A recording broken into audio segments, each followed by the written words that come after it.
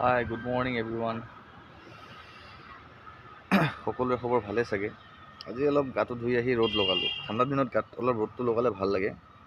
আজি স্পেচিয়েল মই 2 দিন অলপ আগত এটা মাছৰ কাৰ্টুনত ধনিয়া অলপ আৰু এজোপা ৰঙালাও গছ আৰু 3জোপামান আলু ৰুইছিলোঁ, দেখুৱাই দি আছোঁ।